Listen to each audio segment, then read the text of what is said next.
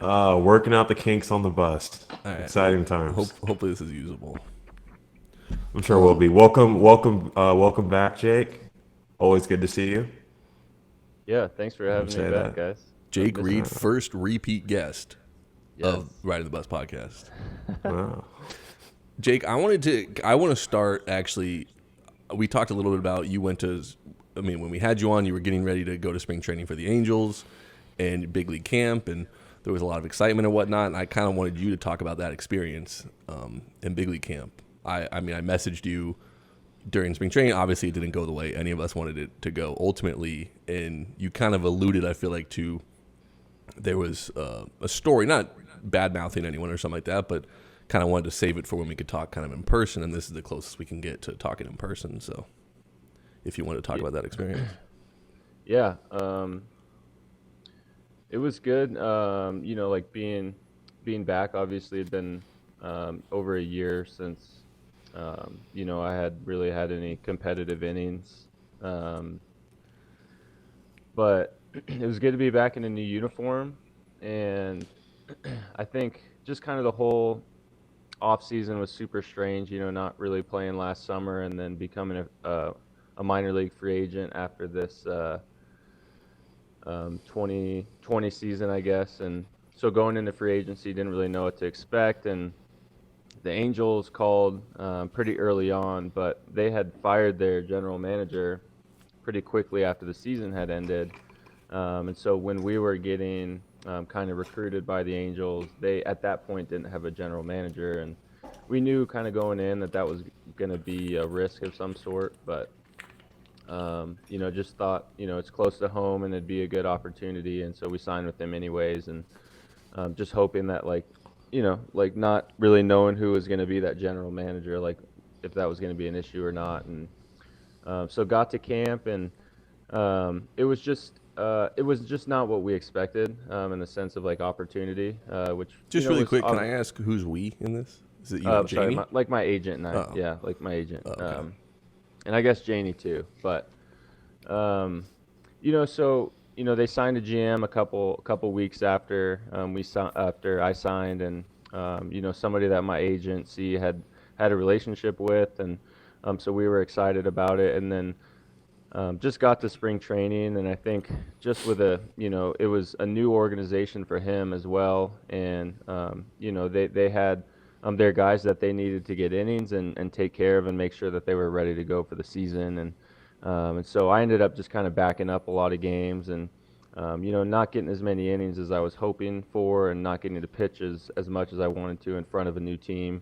And I kind of picked up on that pretty early on, and so it wasn't once I kind of got over that initial frustration or whatever, I was just like, okay, like, probably start in AAA and then just kind of go from there. But yeah, it was just kind of a strange spring training, I guess, like not what we expected, but it ended up being good. I threw well. I got to throw in the Freeway Series, and then in the little amount of time that I had, I thought I threw the ball pretty well, and I guess put myself in a decent position at hopefully some time to see what happens and get a call maybe. Yeah. It looked to me when I was like looking up how you were doing is that you just didn't get that many innings, right? Like Hmm. that was my first reaction. I think me and David were talking about it was just, oh, he's not pitching as much as I would have obviously hoped for, and I'm sure he hoped for. So it sounds like I don't know. I don't want to put you in a tough spot where it sounds like you're bad mouthing the Angels or something like that. But it sounds like you weren't given the type of opportunity that you were kind of hoping for, in terms of Well, just opportunities to pitch. yeah, and I mean again, like to their defense, like this front office wasn't there when we signed, Right. so it it it's not it has nothing to do with them, Right. it had everything to do with I think just the expectations that I put on myself based Mm. on the things that um, I thought, during that whole signing process. And so like I said, it has nothing to do with them. It's more I think just like what what I think our expectations were going into spring training. And so yeah, like I said, I went to almost every game, and I was kind of like just if I needed to finish an inning or because I know the rules in spring training this year were pretty strange, as far as like being able to like re-enter, if a starter came out, he could re-enter in spring training. So a lot of times I would, a lot of my outings were finishing like a starter's inning, when his pitch count got to that level in a certain inning, throwing 1 or 2 outs, and then I'd be done, and then the starter would go back out that next inning. So it was just kind of a strange spring, like Right. all around. I do want to mention the fact that my co-host David needs to leave in a little bit, so I want to make sure we get to him as well. He got practice changed at the last second, so Super fun. So I wanted to kind of get to David, your experience. Also, you got into Milwaukee and kind of what that's been like. I do want to say, hold on, because I think this is kind of funny, which is usually the case. Before we started, we were having a little technical difficulties.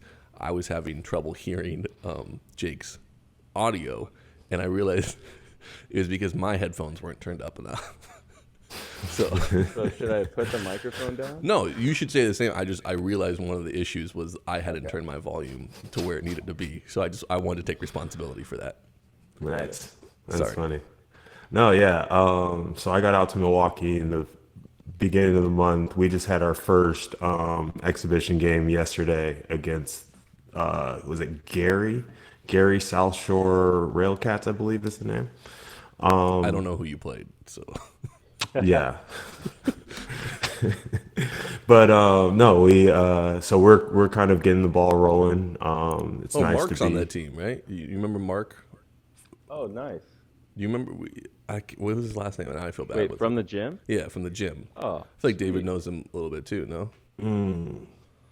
I know that name. I definitely know that you'll name. recognize And that him when now you see him. I'll speak in D-Wash's language. He's a righty, sinker, cutter, curveball, kind of a 3/4. but we worked out together. I don't know if I've seen him pitch. No, I didn't know because he's on Gary. I didn't know if you faced him, so that's why I'm saying.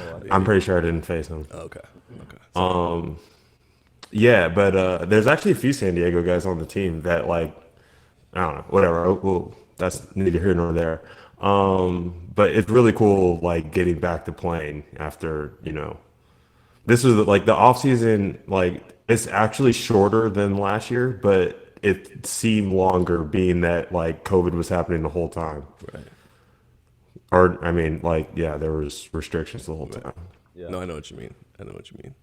I saw you did post a picture of you like playing or something like that, and I think the cat was just like in your element or something. I just said element, but yeah, the idea is in back in the element. Right, Yeah. but I mean that I feel like that hits deep with a lot of players, especially over the past year of being able to get back, kind of do that. Right, into a comfortable spot. Right. Really cool. I wanted to say, because I do have to get out of here, and we were talking about the Angels and Jake again. We don't want this to be like, I don't know. I don't want to make this a negative thing. I just wanted to speak on the Pujols thing, because this is the first episode since Pujols got released. Yeah. And that was shocking, obviously, and it like that hurt. Like that was like, I think after Tony Gwynn, Pujols was the guy like I modeled my swing after. So like to see him like to see him on his last year of his contract get released is tough. And but to keep it on a positive note, like I mean, just I don't know. I want to say like how great of a career he's had, and like how many people he's influenced, and the great guy that you hear about. And one story I had was it was like I think it was my first spring training with the Cardinals. He came to the minor league side and like talked to everybody.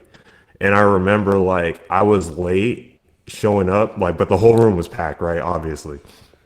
And I was late showing up. It wasn't my fault, Bennett. Stop laughing. Whose fault was it? Well, no, you have to like get on a bus. Okay.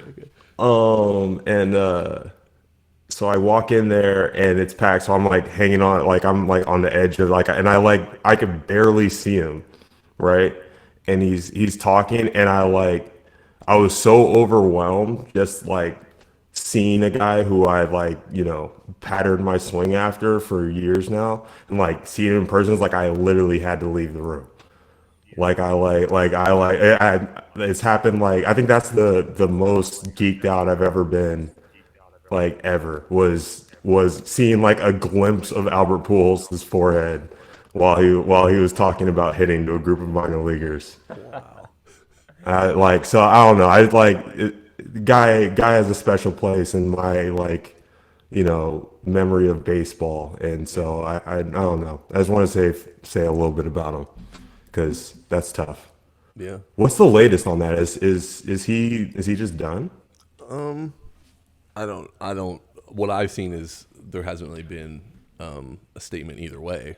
I mean, the only thing I saw was Tony La Russa, the manager of the White Sox, came out and said that they didn't have a spot for him on the White Sox, essentially. So I took that to mean he was still looking to play somewhere, right. type of thing. But I wanted to say, because Jake talked about the new regime and front office and whatnot, and my first thought was the balls you have to release Albert Pujols. Oh my God. Like, like that, especially if you're a new. I don't even know who the GM is, and you don't need to call him out or whatnot, but a new guy, I'm assuming this is his first time or he's new to it or whatnot. And early on being like, my first move is going to be, I'm going to release a Hall of Famer. I'm not going to try to trade him. I'm not going to move him down the lineup. I'm going to release him. Right. Yeah. Wow. It's crazy. Like, it's hard when you're not there, like we don't know exactly what went down, what was said, what was Very good communicated, point. how Very good long it's point. been in the works. I have no idea. But like from an emotional state, I don't think we've ever seen this happen with a player of that caliber before in any sport, where it's like most of the time, you have like some sort of farewell tour, like, and we got to see all of the greats, in our lifetime do that. We got to see Jeter, we got to see Mariano, and we got to see all these guys, kind of go out, in a pretty special way. And I think baseball does it better than any other sport, as far as honoring their legends. But man, even in other sports, I think we've gotten to see guys, play their last game, and it's sad, just from kind of disconnecting yourself from the business side of it. I think that's kind of where people are at. It's just like, I mean, literally one of the greatest players of all time, and somebody that we've gotten to grow up and watch, and so many kids have emulated, like Yeah. with the stance, with the the swing, and so many things that he did in his career. It's just such a weird foreign thing for a player of that caliber to have this sort of, hopefully it's not the end, but as of now, to have this kind of like speed bump at the end of his career, it's just such a weird thing. And I will say too that like everything you've heard about the guy from the little amount of time that I've spent with him is true. Like he treats everybody the same in the clubhouse. I saw him one of the last games of spring training. He took one of his bats and he signed it. And then when players of that caliber, like when they sign things, they put like X time All-Star, X time MVP, X amount of hits or homers. So he signed this bat with all this stuff, and he gave it to one of like the 20-year-old Latin kids that was at spring training, just backing up. And he like, just to see him like walk over and hand the bat to a kid, who's like, Pujols has been playing longer than this kid's been alive, but like it just, everything you've heard about the guy is as far as I know, and as far as I saw this past spring training over a few months, is absolutely true. Yeah. Well, now I'm sorry, dude. Oh, I was gonna say, yeah, like I remember with the Cardinals, it was a thing like him and I think it was him and Yachty would take like all the Latin guys in the organization out to eat. Like at least once every spring training, which is, I mean, that's a lot of people. Yeah.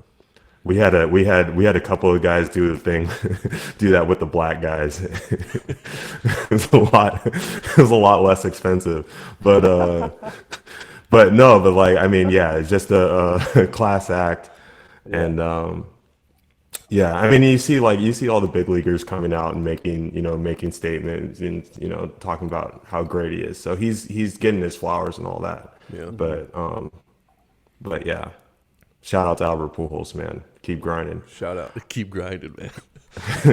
Do you see Dillard's tweet about that? About being designated for Yeah. Oh his. yeah, I did see that. I thought that was great. Yeah. I mean, I think everything Dillard does is hilarious, but He's a really funny guy. Well, all right, guys. That was my alarm. So great well, to see you. I'll Great take talk to you. responsibility for the fact that we weren't able to get much of D-Wash because we couldn't get started for a while because it was my fault, and I apologize. This is what riding the bus is about, though. Right. You know, if it went smoothly every time, it wouldn't be riding the bus. That's fair. Exactly. That's You're fair. right. Bus All won't right, start. guys. All right. See you, D-Wash. D-Wash. All right. Unfortunately, D-Wash had to leave, obviously, but I wanted to keep talking about this, is that you had brought up the point about how many guys get the opportunity to kind of play out their careers and go on their retirement tour or whatever it is. And that's what I'm saying when I saw the story. Like, I'm surprised they didn't just go the route of, yeah, Pujols, you're not going to be an everyday starter. You're going to play once every 3 days, or you're going to pinch hit sometimes. Like, that's what I'm saying. I feel like there's got to be more to the story, or, I don't know, but it just seemed a little drastic to me to just be like, yeah, we're releasing you. As opposed to like, yeah, we have a guy we want to bring up, and you're only going to DH or play first every third day type of thing, or maybe only for home. I'm just saying, like, I remember, like, Tony Gwynn near the end of his career, like, wasn't playing every day type of thing. And I want to say even Jeter wasn't playing short every single day his last year. He was like picking spots of, home games, weekend home games, and like, giving the, so I'm just surprised that they didn't do that. I'm surprised that they just released him. But it's cool. But what it really sounds cool is that you were able to spend some time around him and experience that before that happened, obviously. Yeah. Yeah, and I think I saw something that Joe Madden said that he's not a bench player, like they said something about that, and I understand, I agree and understand what you're saying. Like maybe you pick your spots where he comes in and plays or whatever the case is. I don't know I don't know what it would have looked like ideally for both sides, but Right. I think part of it, from the Angels' perspective, may have been that they didn't want to, they didn't want Albert Pujols, to be sitting on the bench all the time and not getting any at bats and not playing the field at all and not DHing. It's such a tough team to get at bats because you have Ohtani, who's absolutely tearing the cover off the ball, and then Walsh, who's playing first base right now most of the time for them, is doing the same thing, So it's hard, and at the same time, the Angels are, I think, with the new front office, they're really wanting to compete right away. They're wanting to win, and I think they're, more concerned about, putting themselves in the best situation to win as many games as possible.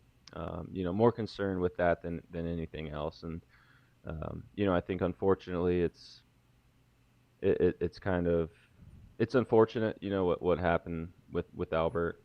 But like I said, I just there's so much that I don't know about. I think we just look at it as fans, as Albert getting to watch him play. We just look at it from the emotional side, and it kind of stinks. Right.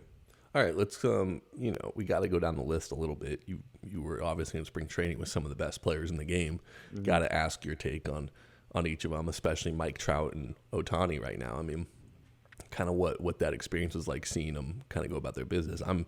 I don't know how close you got with them, or I know how that works. You're not necessarily spending so much time, especially a pitcher and position player, although Ohtani's also a pitcher. But like someone like Trout, like I think widely considered, we talk about him a lot in this podcast, being the best player in baseball. Like, I've always thought when you talk about these great players, like how they just go about their everyday business is just different than everyone else. Did you feel that from him, or kind of what was your take from afar maybe on what it was like being around him? Yeah, I mean, obviously, like hard workers. Those guys are,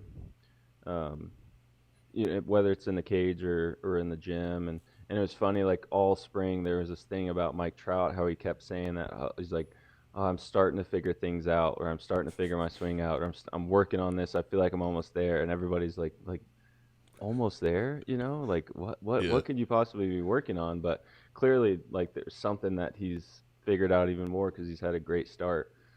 But it was cool to be just on the the same field level with those guys, or in the same weight room, or We didn't get too much contact because just with COVID and stuff, we were in separate clubhouses. Everybody was in different groups, and we were never really, together too much with the position players. But you just with a guy like that, like I think he knows that he's the best player on the planet, and not in a bad way. Like Right. there's this confidence that he has, that he carries himself.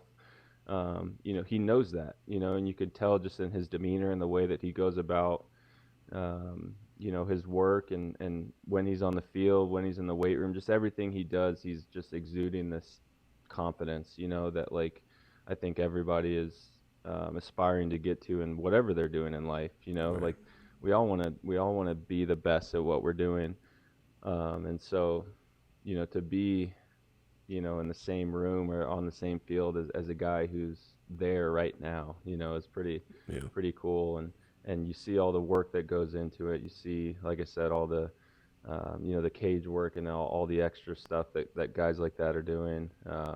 It's pretty cool. And I mean, with a guy like Otani, the same sort of thing. There's obviously a language barrier there, but How is his English? Does he speak a decent amount, or does uh, it from seems like what he's I talking to some of the understand, guys on the field sometimes? That's why I didn't know. yeah, I think there's probably like some broken English there, or maybe some smaller conversations that he's able to have. But from what I gained at spring training, like he's learning slowly. I don't, not too much, like Yeah. his interpreter, I think is kind of in on most conversations. But there's a lot of people like that have been playing with him for a couple years now in that clubhouse. That it's like that's the best athlete they've ever seen. Right. Like the power that guy has, and just like not only hitting and pitching that we obviously see, but like stuff in the weight room, and just jumping, Yeah. and like he's a freak. Right. Like he's a freak of nature and a Right. specimen. So Well, it it's sucks. It sucks that D-Wash can't be here for this because I know he's been talking about Otani a lot. Of like,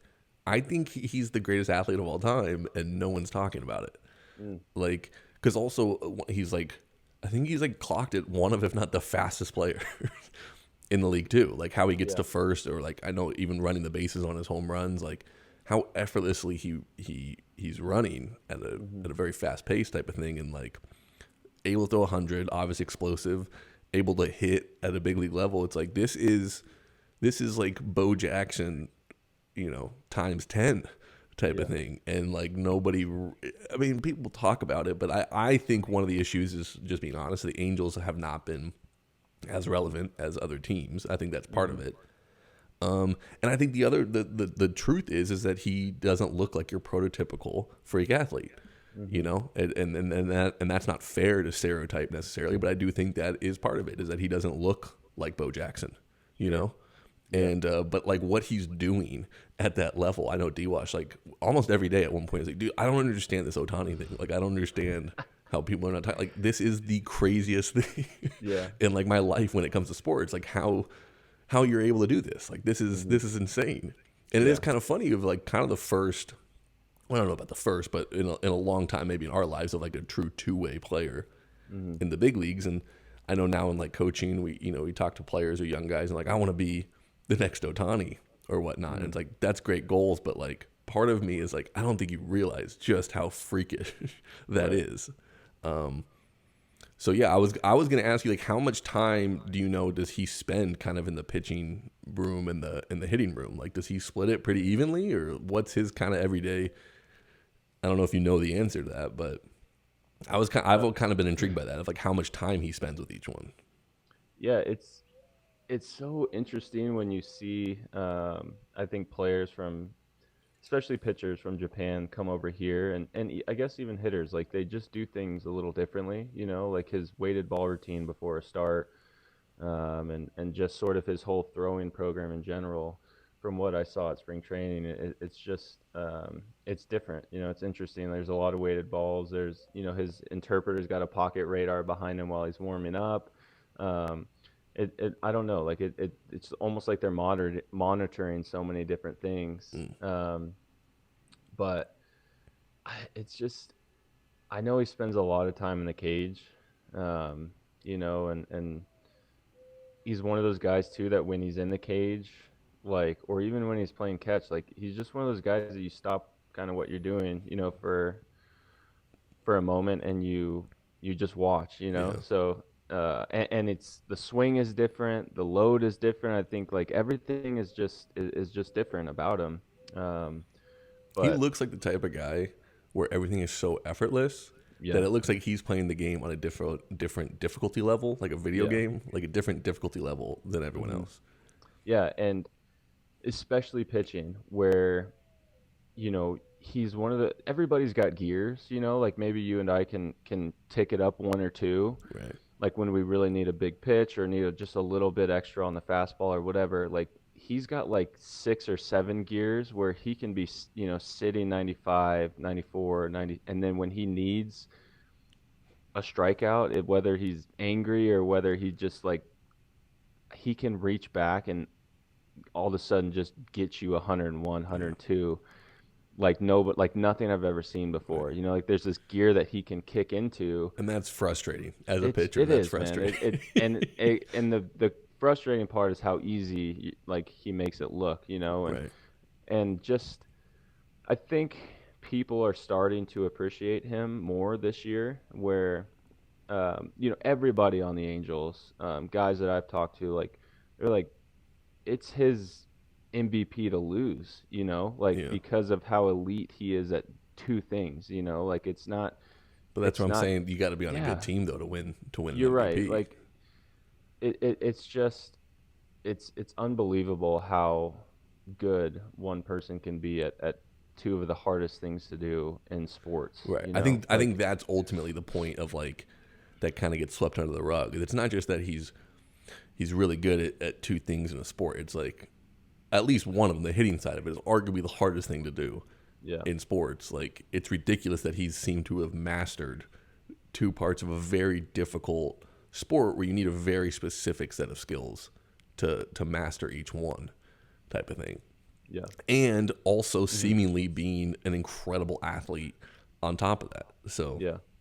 I I love mean, how they're using him too. They're yeah. allowed, like, you'd think that when you have such a good arm or such an asset on the mound that a manager or a team would want to protect you more, and maybe you get to hit 2 games out of the week, or you're not getting to hit as much, but like no, he's hitting when he wants, like Yeah. he's hitting when he's pitching, he's hitting the day before he pitches, he's hitting the day out, like he's He because doesn't ever he's play the such. field, right? He doesn't have a I position. don't think so. Yeah, I think he's just DHing and, If he and, and had, do you know if pitching. he had a position, what he would be? An outfielder, I'm guessing, I don't maybe. know. I honestly don't know. I don't think I've ever seen him in Hmm. play any position. You don't know in But Japan if he played a position. no, I don't know. That's even more like, Yeah, yeah, I don't even play a position. right. I just hit. He's like David Ortiz, Yeah, but like David Ortiz was actually an underrated first baseman. Like yeah. he wasn't better than Kevin Youkilis during those Mm, times, and he wasn't better than a lot of guys that could get in there. Kevin Millar, so it made sense for him to be DH. But like when they would play National League teams, like David Ortiz could play first sure. and like be fine. So that's what I'm saying. It's funny to me if he just didn't even have a position. Yeah. Yeah. No, it's man, it's we're going up we're watching baseball at a pretty interesting time. Like it's been one of the slowest starts I think offensively that we've ever seen in Major League Baseball, and I don't know if you can attribute that to sort of the way and the direction that hitting is going, or just how good guys are at getting at pitching, or maybe it's a Mm. mix of both. But it's been an interesting start to the season. We've already had 4 no hit. Actually, what I would say is 4. 5 no hitters. I don't understand why Mad Bums is not considered a no hitter. I That was know. on a separate. We did that Right. last episode. Whatever. Fine. I'm on my own here. But one of them I do have to ask you about because we're talking about your high school rival Joe Musgrove. That obviously you guys are not rivals anymore. No. We all work out together. hmm I'm assuming. What was that kind of scene? I know me and David we talked about. We watched the kind of the end of it together. I don't know if you were able hmm to see it or kind of what you thought about it when you saw that he just threw a no hitter Yeah, we were at a for the friend's Padres, the house. first one ever for the Yeah, Padres. yeah, we were at a friend's house, and I knew Joe was pitching that night. I think I saw him throw. Anytime Joe's pitching, I'm trying to like get on, and watch at least a little bit. Yeah. I think I watched maybe the first 2 innings or something, and then we went to a friend's house for dinner.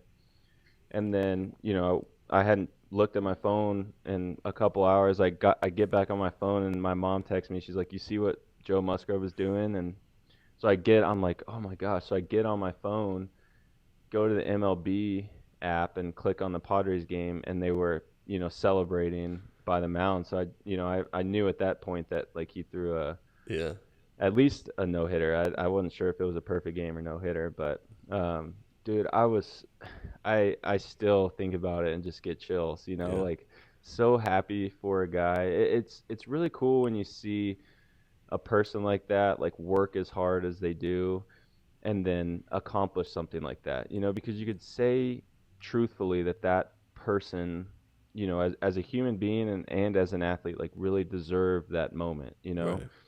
And for it to come from a kid, who grew up going to those games from San Diego, the first one ever for the Padres, like I literally I can't believe it, Yeah. like, and it's so cool to see how the city has just honored him, and his high school and Dallas Point and all these cool things. I feel like every week there's something new that, Yeah. Joe is getting. So I mean, we All were. right, but okay, let's be honest though, because like you said, it was an incredible moment from a kid. Mm, Obviously, growing up, going to those games, being able to do that. We're both kids that grew up in San Diego, going to those games. yeah. Was there any part of like jealousy or envy, or not that you're not happy for him, but like oh man, that'd be so awesome if that was me, kind of out I there. think it was Right. a healthy jealousy of Right. just like this guy.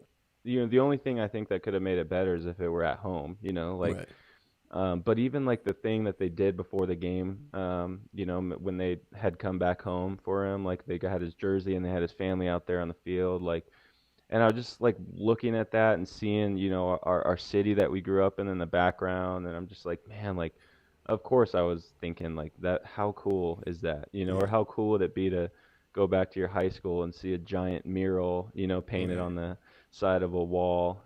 So yeah, I mean, there was we all want that. And I think Right. that's okay. I think it's It's okay hard to to want. explain though. It's hard to explain that kind of Yeah, healthy. I yeah, don't even like the word jealousy. I no, don't know yeah, if it's different from envy, but I feel like it's more like because I was watching with David and I was trying to explain it to David because he was talking about it. We came out. It was the ninth inning. He was going into the ninth inning. He was like, how are you?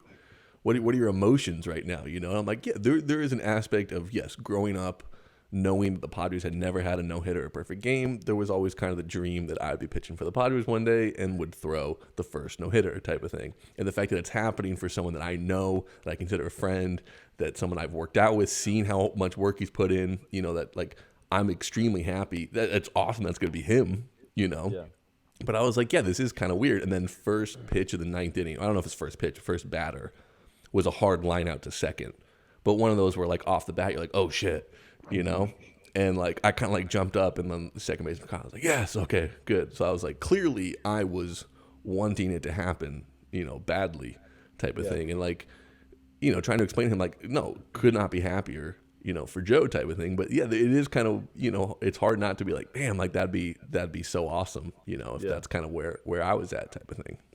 yeah. I And yeah, think I think that's healthy. I think it would be yeah, kind of weird, someone that devoted their entire life to playing professional baseball, if you didn't feel right, that way about someone you knew.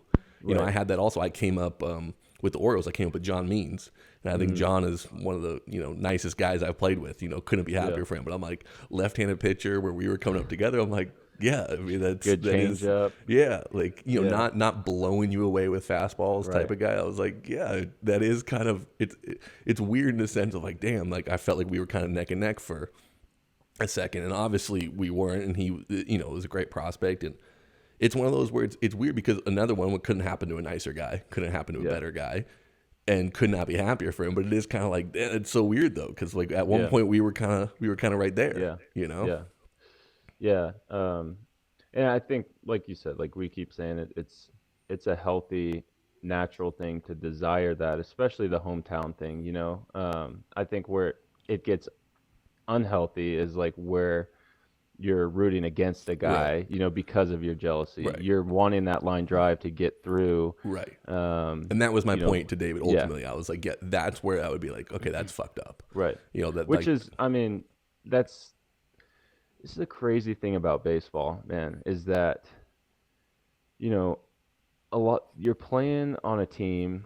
It's different in college. You're all sort of fighting for the same thing. You're wanting to get to Omaha. You're wanting to win a national championship, and maybe even in high school, and maybe once you get to the big leagues, it's like that as well. But like minor league baseball, it's the guys that you are sitting down there in the bullpen with, or the guys for you as a starter, that you are, with every day, and guys that you've come to know and play with for a long time, their wives, their families, like you are good friends.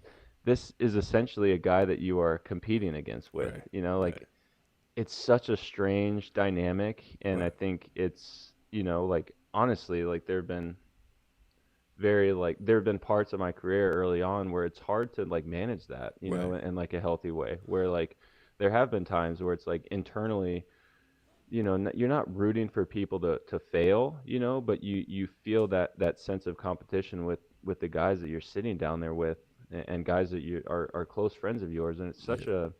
it's such a tough dynamic, that I think people don't quite understand, Yeah. Well, and we'd be, let's dive into it because I yeah. agree. I think it's one of those things that I've always struggled. I family members, friends, like it's been one of my biggest struggles to explain that to some people, where it's like you're in more competition with your own teammates than you are with the other team.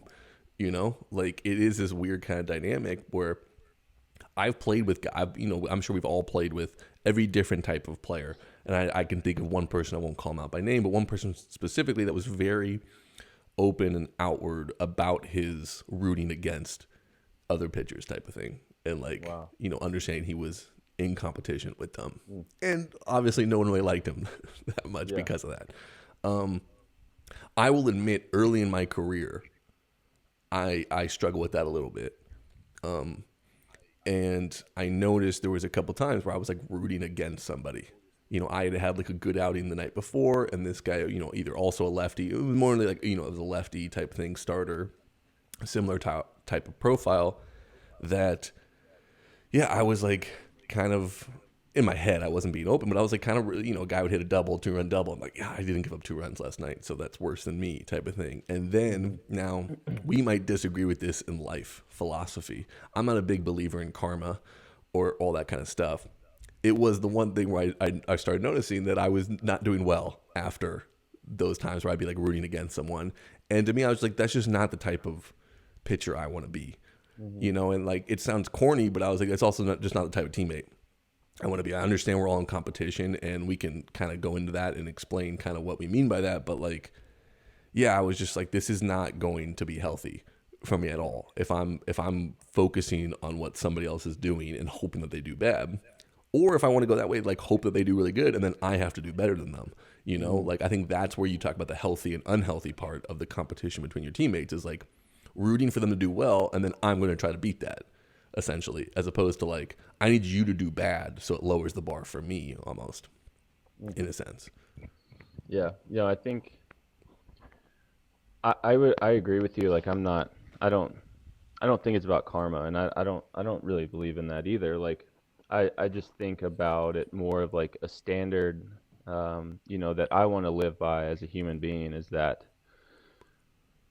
I am now sort of, I think now to myself that my inward thoughts and my intentions, um, toward another teammate that I'm in competition with, it's just, in my opinion, it's just as ugly to think those things inside, and really want them, and for them to go unchecked. I think it's just as bad for those thoughts to come in and continue on throughout your career. It's just as bad as the guy who's outward about it, Right. to me. And so, I don't know about just as bad, but yeah, it's just, to me, it honestly, to me, it may even be worse, because you're almost putting on this act to, okay. this guy that while he's out there, you're literally rooting for the other team, like you're Right. like, and I've been there before, Yeah. and it's not so much about the karma that I is think anyone detrimental says they to your, haven't been there is lying. yeah, you're right. Right. I think it's not so much about the karma that is detrimental to your career, as it is just it's you're just rotting, from the inside out. Like it's just your contentment and your joy in life or in your career is getting sapped, because you're constantly comparing yourself to other people.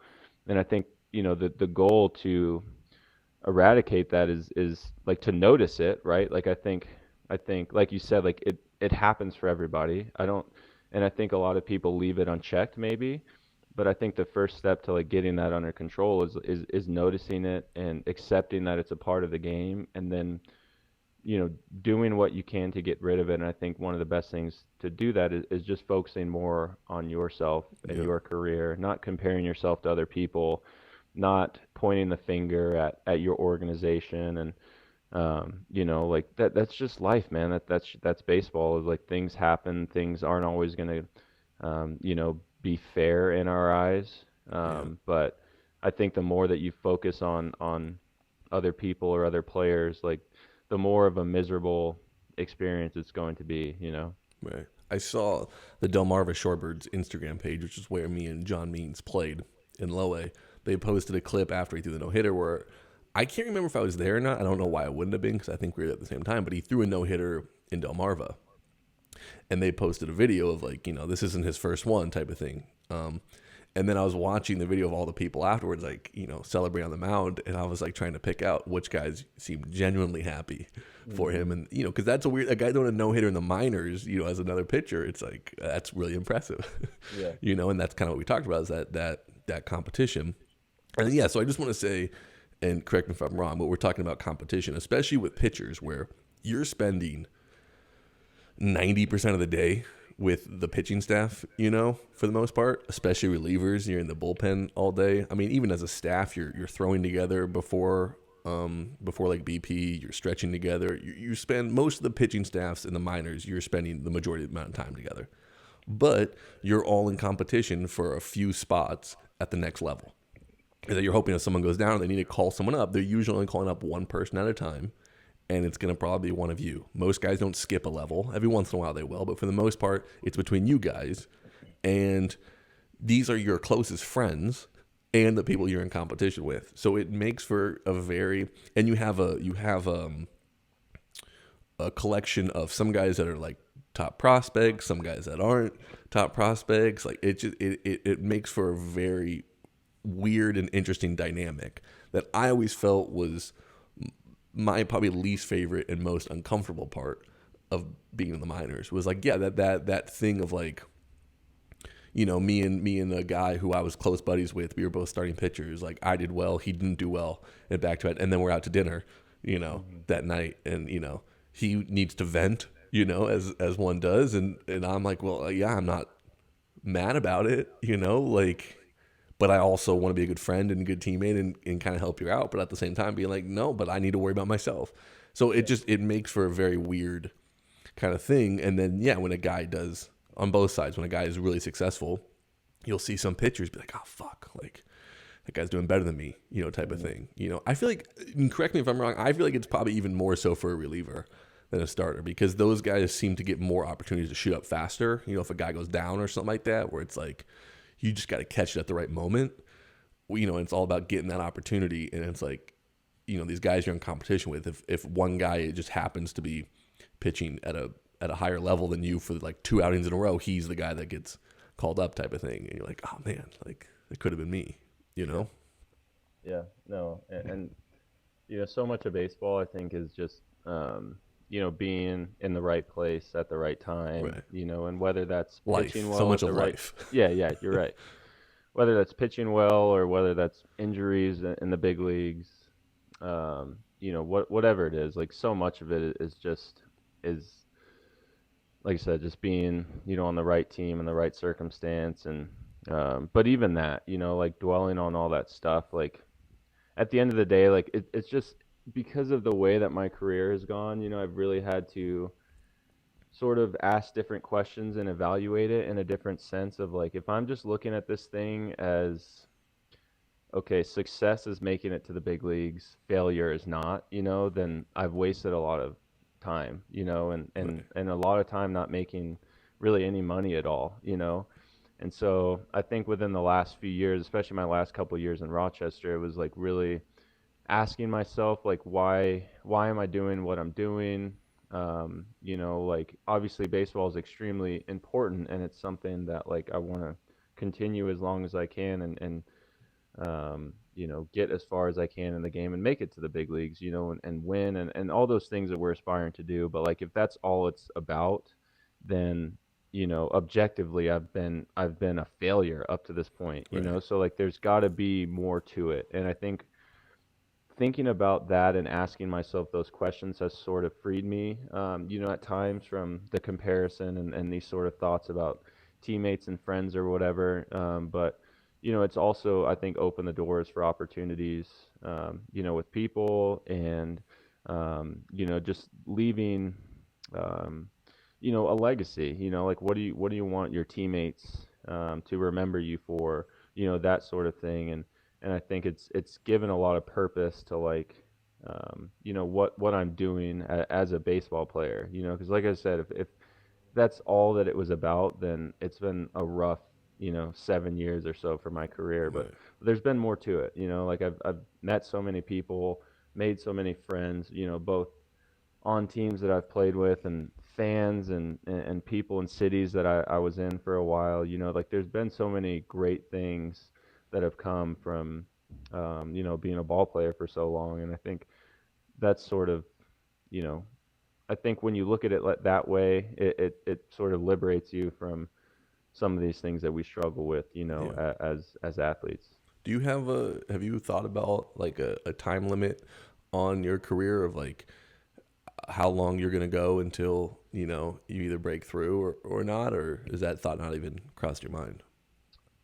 I mean, it crossed my mind as soon as last offseason. I thought I Yeah. was, like we talked about on the first podcast, I kind of thought I was done. I didn't expect much in free agency, but the cool thing is once you get to free agency, you can start making somewhat of a living, and make some money. And so, I mean, at this point of my life right now, like, I keep playing as long as I keep getting jobs, as a free agent, I think in affiliated baseball, and hopefully get on a roster and make a big league team at some point in my life. But I haven't thought not much about, indie ball or anything like that. But it's like I said, when you get to this point, it becomes more of a viable career option, Yeah.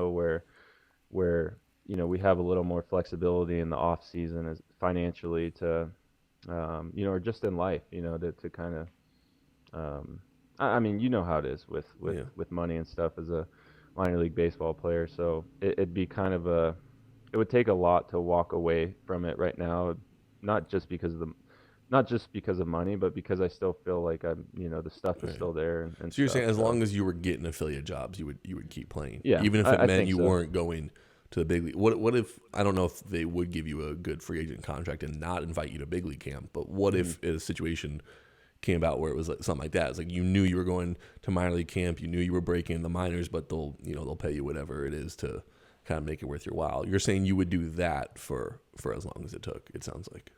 I think so. Yeah. Yeah. At this What about point, like international jobs? Would you Oh go yeah, I would international? Yeah. go. I'd go overseas. I'd do whatever. But yeah, at this point, because Janie's still playing. We just with our life, we're just kind of taking things Right. almost like month by month. Well, We that's can't a even huge say part of year it by year. that you're not supposed to talk about. Like, yeah, you're a married man. You also have a wife who's very what's what I'm looking for, determined and ambitious and whatnot. And like, yeah, you have to kind of factor in. I feel like all these kind of decisions with each Yeah. other. Like. Yeah. So that's why I didn't know if I don't know taking an international job that would be a thing that you would need to. I know we had Xavier Scruggs on a while back, and he was talking about going to Korea, and he was saying that yeah, it took him and his wife talking about it a lot to kind of be like okay, and we hear him like oh I would love to go to Korea and that would be so much fun or whatnot. But he's like no, but a big part of it is I don't know if they had a kid at the time or she was pregnant, but like yeah, there's a family aspect to it that obviously goes into it. So the older you get, obviously that stuff starts to come into the equation a little bit. That's why yeah, I didn't I thought I was like no, I'm sure he would probably take an international job, but I was like yeah, maybe not. Maybe that would be kind of too tough with you and Janie type of thing. Yeah. And it would also depend on like what she's doing. Like Yeah. at this point, like she wants to keep playing after the Olympics, which a couple years ago we were that wasn't even a thought. We just sort of had this idea that like as soon as she was done, with the Olympics, that it was going to be, time to move on for her, which, it seems lame now, thinking about it, that like why does her career, have to end, after this. She's still young, and I Right. feel like she's just kind of scraping the surface. And I think that's what's motivating her to keep playing and wanting to keep playing, is she feels like she is just sort of scratching the surface as far as her potential. So it would depend on what she's doing. I know that the league that she played in last summer is an option again, and like she's always found ways to train, and she's been very resourceful when she's traveled with me, and we've been blessed just knowing people around the country that have had cages, or she knows coaches from college and stuff that are scattered throughout the country where she's been able to train, and whether it's at her apartment or at a university or something, it's worked out. She's Yeah. been able to keep grinding and stuff, which has been good. But yeah, I mean, who knows, man? And we're both 28. We want to have kids, and so that comes into the picture too. Yeah. So it's a crazy life, but Yeah. She's got to give up a lot more for that to happen than you do. yeah, That's just the truth of it.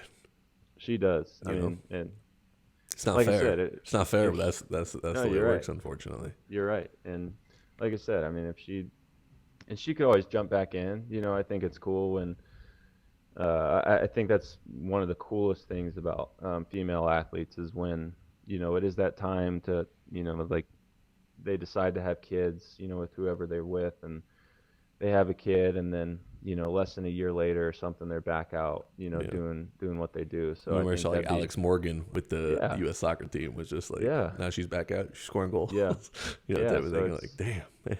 so cool to Yeah. see that, man. It's something that obviously we would never Right. understand, like Yeah. what that's like. But yeah, I mean, I don't know, man. We'll see. I All know right. one thing is that San Diego is starting to grow on Janie, which is nice. Like, She used to not like living in San no, Diego. no, she's. It's not that she didn't like San Diego. It's more so that she'd be open to live anywhere else. Hmm. And San Diego, as we know, is not the cheapest place to find a place to buy and settle down. But it's definitely growing on her, which is making me very happy. Yeah. But yeah, You one of those guys, because I feel like we're kind of similar where, off season, it's always back to San Diego. There's hmm never, that's kind of where you want to be in the off season. yeah. I honestly, like, I always say I wish I didn't like the ocean as much as I did. I wish, Right. I didn't surf I as wish much you as didn't I like the do. ocean as much as you did. Then we can maybe hang out every once Yeah, in a we while. could. I mean, but we'd probably hang out less, because if surfing and fishing and all that stuff weren't as big a part of my life as it is, like we would have probably moved away years ago, just That's because fair. like it's just expensive. I just mean the amount It's of times we talk about like doing something. It's like, oh, actually, no, I'm surfing, or yeah, something. It's like, oh, okay, cool. priorities. Yeah, no, I mean, yeah, I guess priorities are not hanging out with your buddy, but maybe we're not that close. But you hit me. I do want to transition a little bit because you hit me up, and it kind of sounded like you were like, I want some airtime. I got some Uh, fire. So let's talk about the sports world. You got some hot takes. You got some opinions of what's going on in basketball. I know you're not the biggest basketball guy, or football, the NFL draft, free agency, football teams, NFL coming up. What's going on in the baseball world? mm. You know, you got some stuff to get off your chest, or what are we talking about here? It's been a weird, interesting year. It's been such a roller coaster, I think, for so many teams, and like in the NBA. It's been Yeah. cool to see like the emergence of some new teams in the NBA, which has been great. And Are you a I've fan of really this play-in tournament for the playoffs? not really. I mean, it's just I don't like it. and to see that it's even like a possibility of like a team like the Lakers having to like do something. Like, I know they've been plagued by injuries and stuff, but it's strange to me. Like, I really enjoyed watching Steph play. Like Yeah. I don't know if we are able to. And maybe I'm speaking for myself, but I don't know if we truly understand like how what we're watching with this guy. Like just Talk how about Steph. yeah, Yeah. like are we appreciating it enough? Well, Like no. Can I tell you the thing I think is most underappreciated when it comes to Steph? yeah. And me and David talk about this all the time.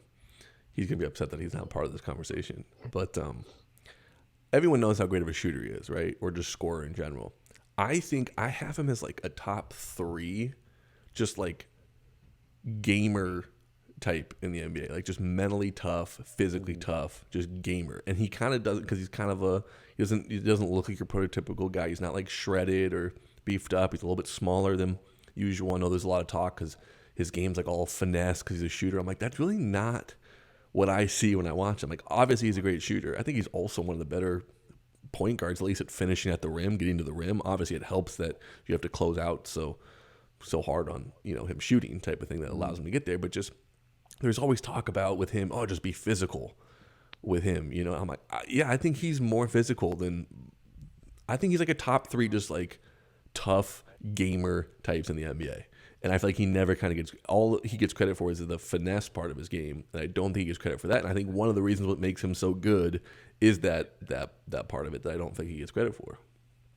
Yeah, and not only like a lack of credit, but to like some people like a frustration and almost like an animosity toward him for the way that he's changed the game. Right. Of like people are shooting a lot more now, and I'm just like it.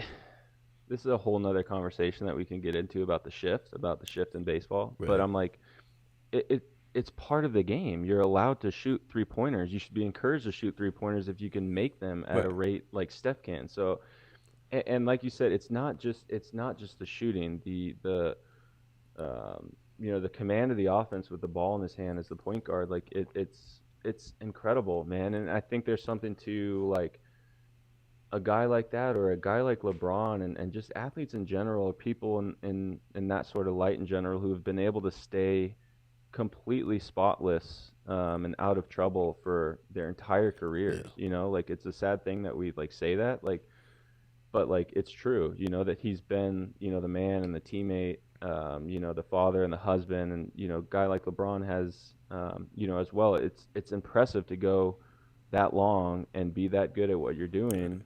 I'd say more specifically, especially LeBron, who he got his fame when he was still a kid.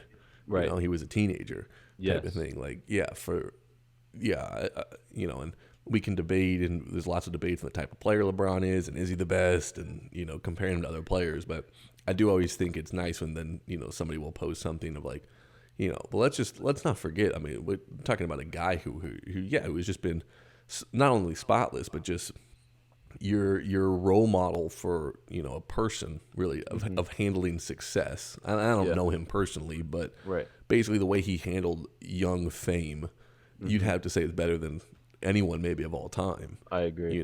So What would have happened to your 18-year-old self if you were given that opportunity? yeah, I mean the truth is I can't answer that because I really have no idea.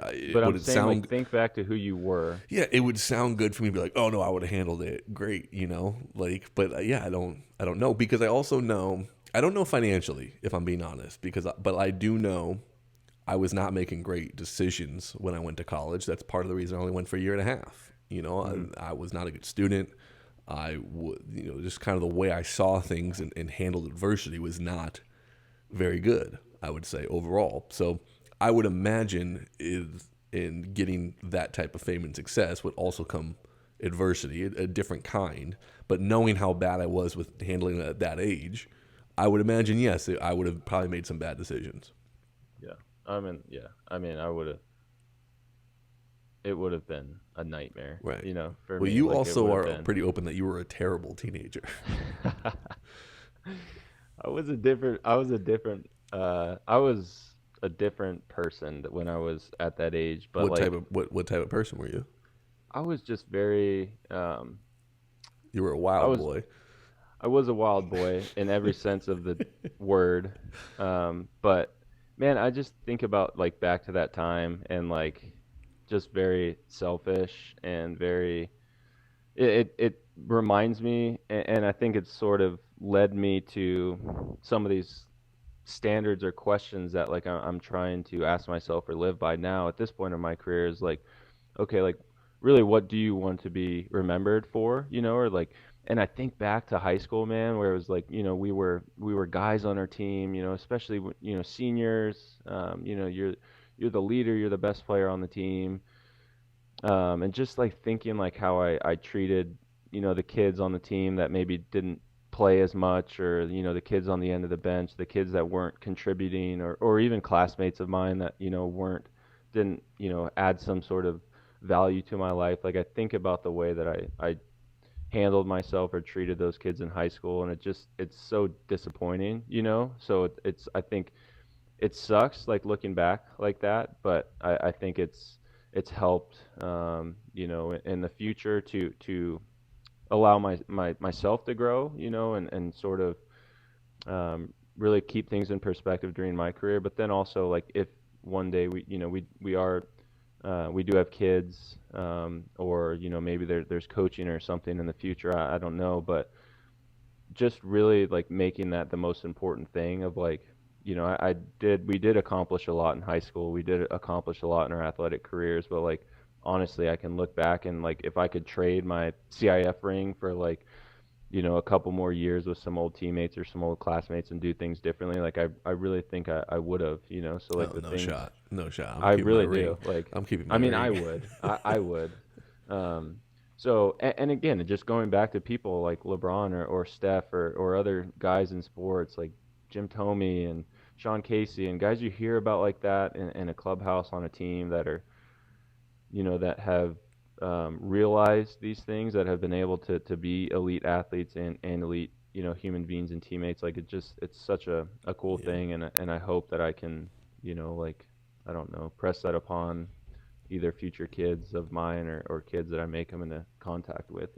Yeah, I don't want to take anything away from Steph, but I think the reason why I want to focus more on like the LeBron side of it is like Steph having a dad that played in the NBA and being able to grow up around that. I do think that makes it a little bit easier to see that. Like that's your kind of role models. You see how it does, and I'm not taking anything away from Steph. Steph's still been great at handling it. I think more someone like LeBron, who the financial side of it, obviously you're given money, at a young age, but I think more so is just how you're always in the spotlight, and that every decision you make, everything you do is documented by the media. And his early career, I don't think there was like social media stuff Right. yet, but the majority of his career, like young career, it's just everything you do is analyzed on a level that nobody else can maybe relate to, and somebody that would have no experience with that, leading up to it, right? Because you're saying 18. I want to say LeBron was probably like 15, 14 or 15 when he was first started getting noticed. I mean, I think he was probably early in his freshman or sophomore year of high school type of thing. I mean, he was on the ESPN or Sports Illustrated cover, I think, as a junior or something like that. I don't know where he was in the year, but that's either probably 16 or 17. Like, I think that more than the money side of it is what's more impressive to be able to deal with that Yeah, side of it. I think that would be the hardest thing for a teenager, including myself, and looking back on to deal with that. Not so much the money side of it, as opposed to like every decision I made would be scrutinized, and be under a microscope. I think that's ultimately the hardest part of it, and I think that's the most impressive part of how he's dealt with that. Yeah. And you Yeah, look like- at now. I know we're both kind of fans of the draft process. I know NFL draft. We had an NFL draft special. I know you also like college football, so you like that kind of stuff. And a lot of times you see, these kids. It's like a story comes out, they did something, when they were 15, or they said something. And listen, I'm not condoning it, and I understand where we're at in society. We're trying to get rid of some behavior and some bad tendencies, and I agree with that. But I do think it's tough when it's like, yeah, we all did stupid stuff when we were 15 yeah. years old, Yeah. 14 years old. Like, my thing, especially when it comes to the draft process and how I would scout people, or just how I think you get to know people in general, is how they handle adversity. So like, I would almost, as a scout, if I was scouting a young kid, I'd almost want them to have a situation where they've really messed up. They've done something bad. Obviously not so bad where, they've, Yeah.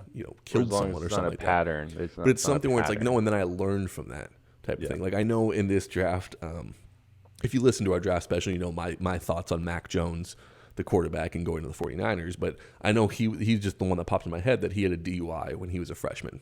and he had to talk about that. And I don't know him personally, so I don't know how he's been since then. But he had talked about that process of that changed his mindset of how he went about things. It's not like he doesn't drink anymore, and he doesn't, and it made him focus more. And I'm not saying you need a DUI to be, good type of thing, but he was commenting on the fact of like, yeah, I've learned from that and I've grown from that. And to me, I'm like, that's kind of what I would want if I was evaluating players. I'd want to see how they handle that stuff. Obviously, yes, in a perfect world, you wouldn't even have to do that, and you shouldn't be driving drunk. That's a terrible thing you should be doing, and that obviously could have gone a lot worse. You could have killed someone, you could have killed yourself, type of thing.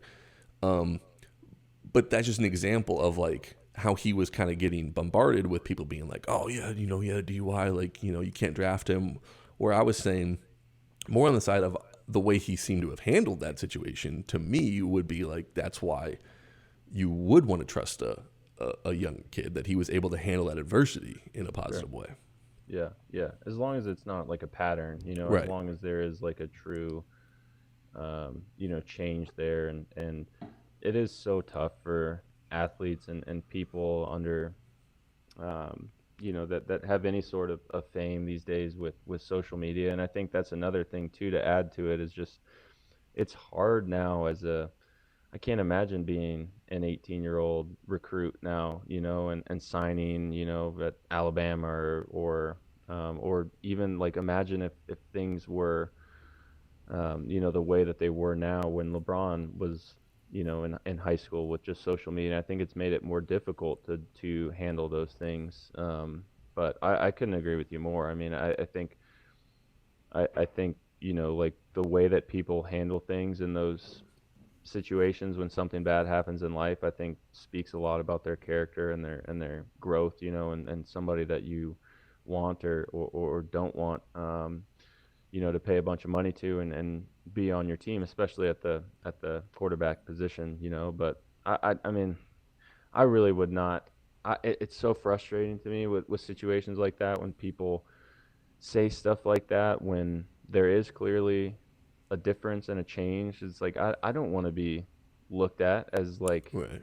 judged by my 18-year-old or 15-year-old self, like Is there a line though? Is there something where even if you say it as a 13, 14, 15-year-old on Twitter or something like that, like it's like, yeah, but you can't say that. oh Yeah. no, Because most of the stuff that gets brought up, and that it was some sort of racial thing, or was some sort of homophobic thing, or somewhere it's like, yeah, you should not be saying that type of thing. Yeah. And I understand the sensitivity of, people when it comes to that sort of thing. And then when you go, well, they were a kid, that's not an excuse of being able or saying that type of stuff. So that's why I'm like, is there a line of like, yeah, even if you did that as a kid, it doesn't matter, you can't do that, as opposed to like, okay, so now how do you feel, or now do you understand why maybe that's wrong, or like now where are you? And it just seems to me a lot of times in those cases, not all the time, but most of the time, these people are like, oh yeah, no, I'm totally not that, don't even think that way anymore, Right. type of thing. And it's like, it doesn't matter, you said it 10 years ago, so Right. you're out type of thing. And that stuff bothers me. No, there is a line, and I think that's life, is that you make decisions and there's consequences based on those decisions, regardless of your age, regardless of whatever the situation is, and maybe more now than ever, just because everything is documented, and whether it's a post or whether it's something that you texted to somebody else or whatever the case is, like you make decisions in life, and there's consequences for those decisions. And it's not to say that you can't change as a human being, and I think that's what people are hoping for. That whole like looking back 10 years ago when you may have said something or put something out, like people are wanting, like the most important thing I hope is like, well, like, do you not think that way anymore? You understand why that's wrong, right? But I think another, like, there is still a consequence to that. Like, I think in certain situations, maybe like you can justify, like, I don't know, making a decision in a hiring process based on something like that, because that's just life. You made a mistake, and it's not that you can't be forgiven, and it's not that you can't change as a human being, but there's still a consequence there. I mean, that's a very serious consequence. You're saying Yeah, no, essentially you're you're not right. able to make a living Yeah, the way you yeah. want That's it. why I think certain circumstances, based on what the profession is or what So the I'm talking about specifically in an amateur in a draft, NFL, NBA, to where they're falling in the draft, and the farther you fall in the draft, the more money you're losing.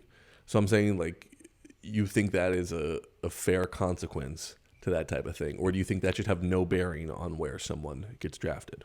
I think, going to your point and your logic, putting myself, if I'm a scout or if I'm a GM or if I'm a head coach of a team, I'm going to, okay, who is this guy playing for the last 3 or 4 years? I'm going to their coaches. I'm going to their teammates. I'm going to, it's so frustrating that social media is such a big thing now, but you do go there. You got to go to their Twitter and their Instagram, and you see for yourself, because I think people are getting pretty good at interviews, but like what you can't hide is like real life and relationships and how you participate in a locker room or on a team and how you treat other people, how you treat your coaches. I think there's things that, if as long as you'd hope coaches in college are being honest, and I know guys like Nick Saban are, like, they're not going to sign their name on somebody, especially Right. character wise, who may not be at that level that an organization is hoping they're at. Like, they're not going to do it, Right. so I'm going to those people and I'm asking those questions, and if there's got to be a change, and a pattern of life that has separated that person from, maybe something that they said, 10 or even, 12 years ago or whatever. But if there's just words and there's no action behind it, oh yeah, like I'm a different person now, I don't believe that, but there's no fruit to back that up, then Right. I think that's what I mean when I say, like, Okay. there's consequences to that, No, like, right. No, we 100% agree on that. yeah. I'm glad you brought up Nick Saban, though, because I was just thinking about this clip I saw the other day of him. I don't know how long ago this clip was, but he was giving a press conference. And often in his press conferences, he doesn't even listen to the questions. If he has something he wants to talk about, he's just going there. So I don't even know what the question was, but he basically went into this rant about like disciplining kids that mess up and whatnot, and like giving them a chance for redemption, a road back to playing. And he was commenting on how in today's day and age, the media, they want you to just release a player, cut a guy, type of thing. And he went in this thing of like, he was telling a story when he was at Michigan State, and I'm probably going to butcher his name, but Musin Muhammad, I think that was his name. You remember, with the Carolina Panthers receiver? So he was telling a story about how he had done something, to warrant some sort of discipline where, people were maybe talking about releasing him. This is probably early 2000s, maybe late 90s. I don't remember when he was at Michigan State, and he was saying, he obviously punished him in a sense. I'm sure that means running or something like that. But he gave him a way back. Guy goes on to play a 10 plus year in the NFL. He's like, now he's a CEO of a company. He has 4 daughters. His oldest is going to Princeton. Like, he's just going through his life accomplishment, and he ends it with going, so who was right? You wanted me to cut him and send him on his way and put him in a bad situation, and I thought the best thing for him is to be here. Now, we're still going to punish him. There's still a punishment there, and an athlete knows when a coach says punishment, what that means. I'm sure that was not a fun process for him, Yeah. to get back, out of the doghouse of Nick Saban. But his point was like, and look at where he's at now, that wouldn't have happened without that. So like, why is that the solution? Why is just kicking a guy to the curb, or girl, female sports? I'm not trying to make this just about men, but why is that the way to handle it, as opposed to, I think his point ultimately, especially when you're talking, and the truth is, especially when you're talking black athletes, especially if they, or any athletes come from a tough upbringing or something like that, which I think his point was ultimately is that some of these kids are coming from tough upbringings, and that they want him to basically just kick him to the curb after they mess up. And he's like, no, the best thing for him is to show him kind of the right way to do it or whatnot. Like, I'm here to teach them. I want them to learn and to grow. And that he was giving that example of like and they still for a long time were killing him over, oh, how's this guy still playing for you, type of thing. And he's like, well, I was clearly right in that situation, because Musin Muhammad now is he's accomplished everything you can accomplish in life. Essentially, he is winning at life, and that's because of my process, not because of the way you want the process to go. And I just found the clip to be very interesting. So when you brought up Nick Saban, that's what it made me think of. Yeah, I think there's people in high positions like that have, and I don't think just coaching, but just in life that people have figured out as leaders that, um, not giving up on people, and there's something so powerful about just bearing with somebody, and it to me like it reminds me that there's a story in the Bible where these group of people bring this woman who was caught in adultery to Jesus, and they're wanting to like stone her, and they ask him if they can or something like that, and Jesus says, "Let the first person among you who is without sin to throw the first stone." And everybody drops their stones, and nobody throws a stone, and they just walk away. And so this idea of like not giving up on people, and also having this humility to understand that like we have all been there and made mistakes, and maybe not on the same level, but like I think we're in society, and I think a lot of times in team sports we're lacking this understanding, this humility to bear with one another, and be patient with one another, and obviously there's a line. Did you watch Last Chance U, the basketball? Mm-hmm. Okay, so A lot of thoughts about that. okay, look, I mean, so First, I to want to me, say I like, respect the fact that you were able to slip in a Bible reference. I think that's the first one well, on this it made podcast. me. It I will mean, probably be it the was only one. we it have. really made me. It reminded me of, and it's a good, regardless of your beliefs, it's a good Right. No, philosophy. I Like agree. there's another. The point of that. Yes, I agree. I do like that. Yeah, and there's another um, sort of part of scripture that's just like that. That like Jesus is speaking, and he's telling people like, why are you concerned with the sawdust in someone else's eye when you have a log in your own? So like first get the log out of your own eye, and then you can see clearly to get the sawdust out of somebody else. And it's like we've lost that completely. And so when you see people living that out, whether based on their faith or whether just philosophically, like it's a cool thing to see. And so I thought like just going back to First Chance U, and Last thinking chance, you. about Last Chance U. Thinking about First I chance, you is can't not remember as good of a show. thinking about the guy on that team, who Joe. early on, what's that? Joe. Joe. Yeah, yeah.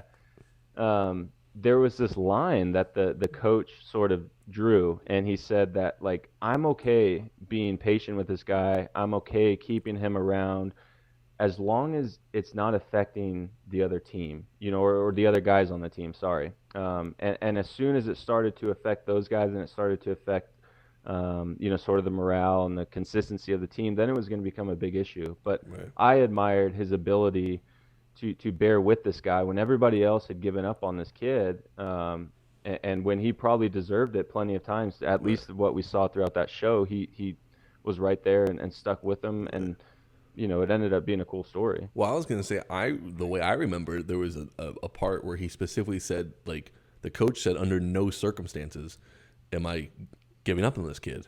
Like, he can basically do whatever. Like, now there might be consequences in terms of punishment as it comes to playing time or practices or whatnot. But the way I remember it is he was basically like, no, I'm basically killing this kid if I release him or cut him from this team. Like, this is the best place for him to be.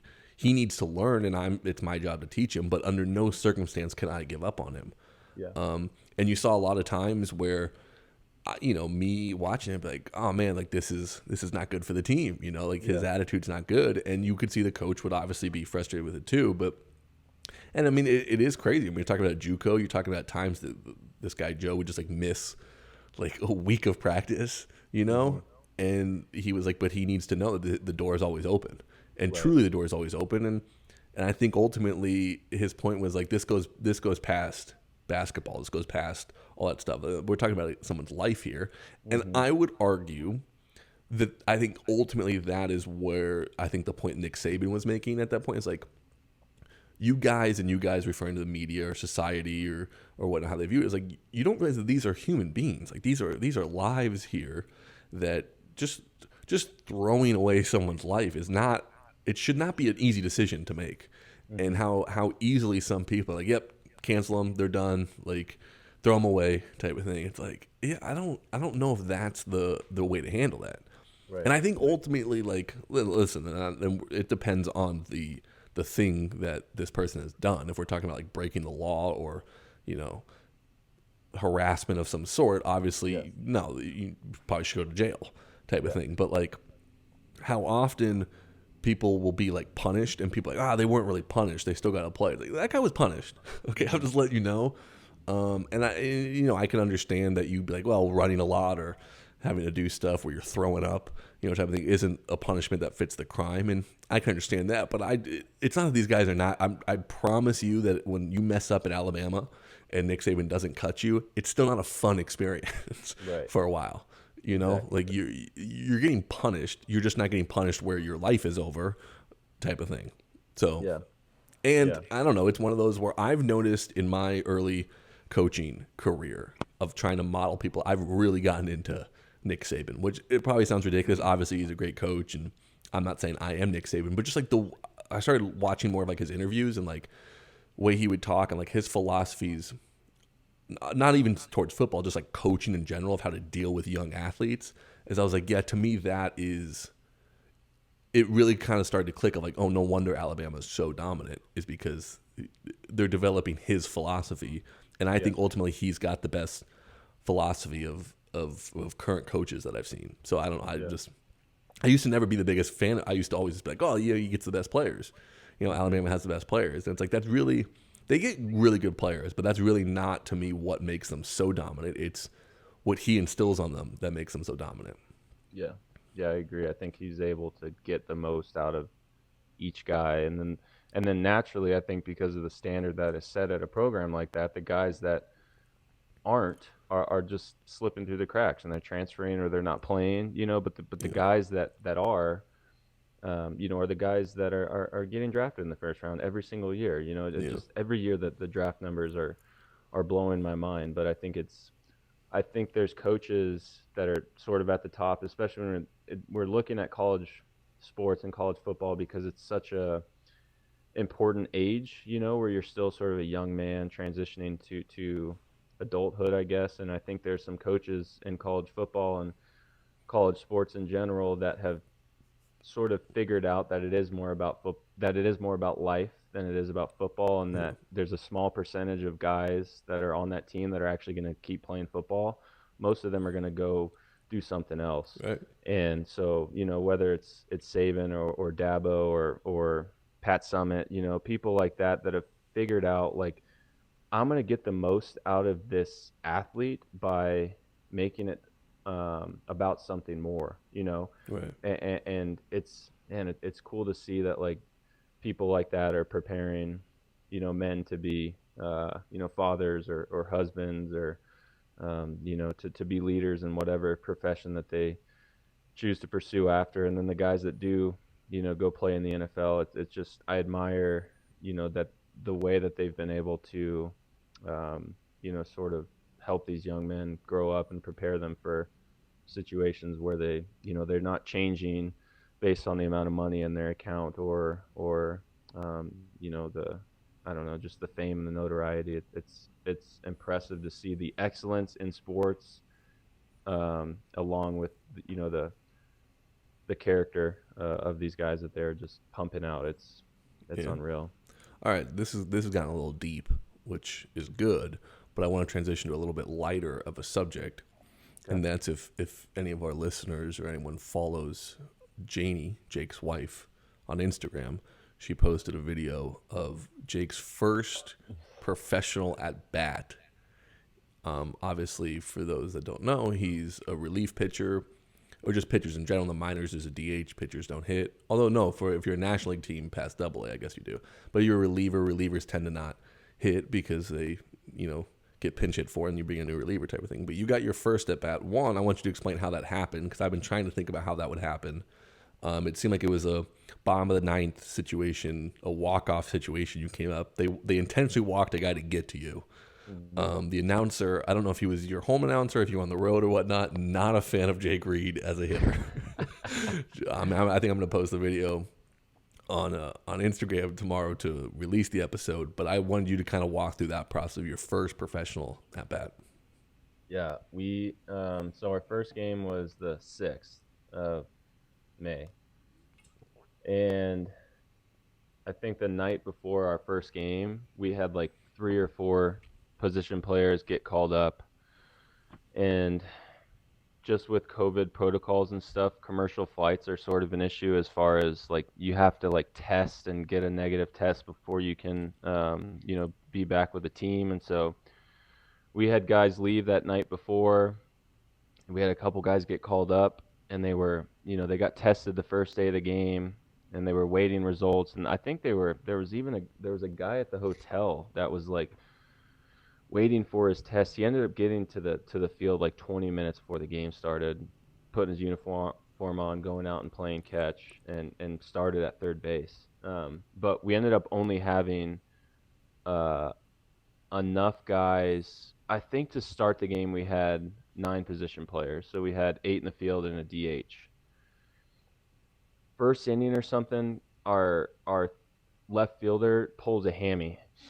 And so from that point on, the pitcher has to hit throughout for the rest of the game. So the starters, hitting. We had to send because he got on base, we had to send a reliever down to pinch run for this guy.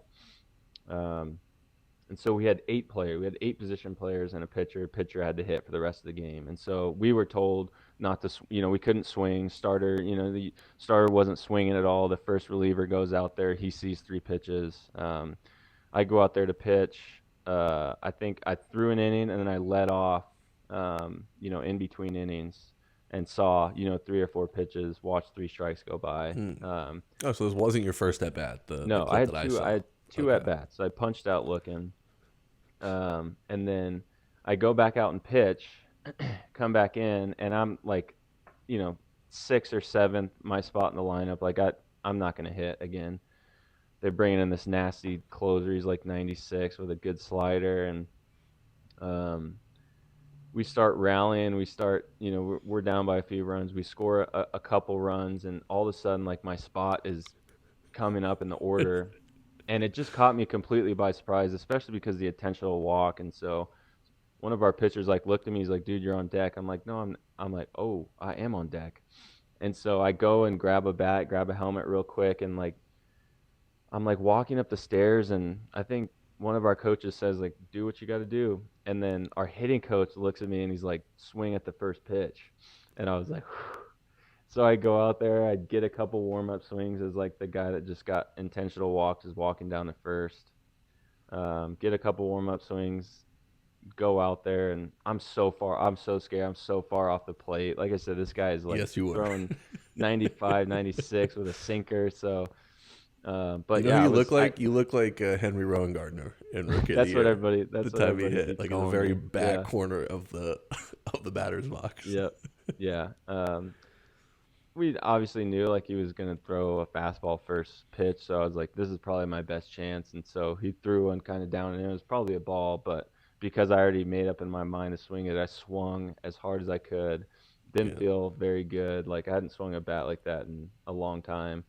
Fouled it off. Second swing, maybe the worst swing of my life. Like, not good. And then third pitch, I was just praying that he wasn't going to throw me a slider. Like I would have buckled and embarrassed myself even more. But he shook, and I'm like, oh gosh, like is he shaking to his slider? Is it a fake shake? All these things are going through my mind as a pitcher. Like, why are you shaking? Like. And I just remember getting like really low, and just like not really striding. And he threw me a fastball, hit a ground, put it in play, hit a ground ball to the shortstop and tagged second base, and that was that. That's so funny though. I think that's ultimately why some pitchers or most pitchers can't hit, is because you just overthink it. Yep. It's like, is that a fake shake? Is he shaking location? Is he shaking pitch? Does the catcher want to go? Why did the catcher want to go slider? What's he seeing? Does the pitcher see something else? It was like, no, it was just, I don't know. Catcher was over it, just put some signs down, and the pitcher was like, no. fuck that. You know what's funny too is like like after you pitch, it's hard to like go to sleep at night because your mind is just running back through the game, like Mm-hmm. whether good things or bad things, just everything that happened throughout the game. It was so weird because my mind was bouncing back and forth between my outing as a pitcher Mm. and then like how cool it would have been if I had somehow like put a ball down the line or in the gap and just like thinking about like dang, I actually could have like won that game. The tying Yeah. run was at second, so like base hit would have tied it. Right. An extra base hit probably would have won it. So I kept thinking about that, and then my mind would go back to my out. Like it was, I couldn't like Yeah. process You know, the it's funny whole situation. when Janie posted, I messaged her. I was like, can you send me that video, type of thing, and she was like, it would have been so cool if he had walked it off. And I was thinking, I was like, I actually don't know if that would have been better for content purposes, if Yeah. he hit like a walk off homer or if he like struck. I think ultimately you just like grounding out to the shortstop was the most anticlimactic, I agree. result. It would have been I agree. better. Yeah, I think either a strikeout looking stupid would have been. I'm talking selfishly from my purposes. But I was like, no, as his friend, obviously that would have been awesome if he hit a walk off homer, or even what was it, a 1-run game, two-run game Yeah, we were down one. with a guy on base. Two Yeah, so even guys like a on game base. tying double or something like that. I did love guy on first, grounded to short. Obviously the force out at second, you booked it down the line. Yeah, You were not letting him turn two with 2 out. I blacked out. Yeah, I That's sent that awesome. to John, and I was like, at least I looked fast. Like I'm glad that I honestly never got an at bat in the minors, because that was always the thing with the pitchers, is you weren't allowed to swing. yeah, And I was like, there was just no way that I would have followed that rule. Like, I would have taken a hack, and I already wasn't in great standing with the Orioles, so I don't probably not, wouldn't- and I was like, there's just no way I'm going to be able to go up there and just take every Yeah. pitch. Like, I'm going to need to get a hack in there, and I'm sure that would not have gone over well, type of thing. So I'm like, honestly, I'm kind of glad I was never put in that position. yeah, I always thought that was ridiculous. yeah. I mean, it's hard. Like my first at bat, there was this lefty, and he was probably 88, 91.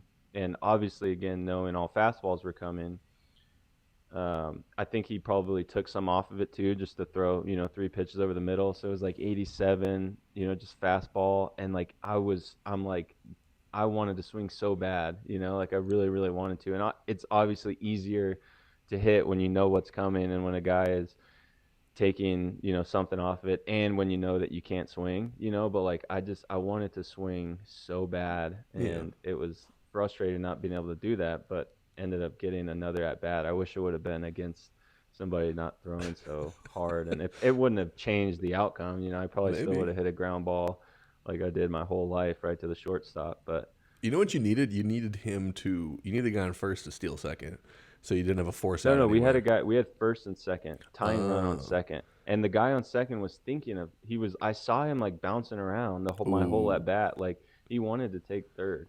How do you feel about that? Did that mess you up?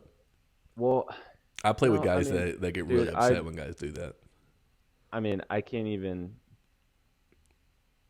begin to like tell you what I was thinking other than just like, please don't throw a slider. Like I just don't stride. Yeah, I think I that's don't- the I wrong could- mindset. I think had he thrown you a slider and it been like a backup slider that just kind of like backed up and it ended, belt low and in type of thing, I think that would have just been the perfect for you to just take it down the line. Well, Just that's what we were into your talking bat about. path. So like, That's why I don't think he would have thrown you a slider. If he throws you a nasty one, obviously you're going to look stupid. Exactly. He throws I'm you a swinging at backup one anything. that kind of stays up in the zone. That's the pitch I feel like you're going to be You're able to right. drive. yeah, you're right. Like we were talking about that with our guys in the bullpen, and then the other day at BP, I was over by their bullpen and talking to some of their guys, and I'm like, in that situation, are you doing somebody a favor by speeding up their bat by potentially hanging a breaking ball, or are you, giving yourself the best chance by throwing your breaking ball, knowing that like it's gonna buckle him or he's not, just because if he would have thrown it anywhere near like the strike zone, like Right.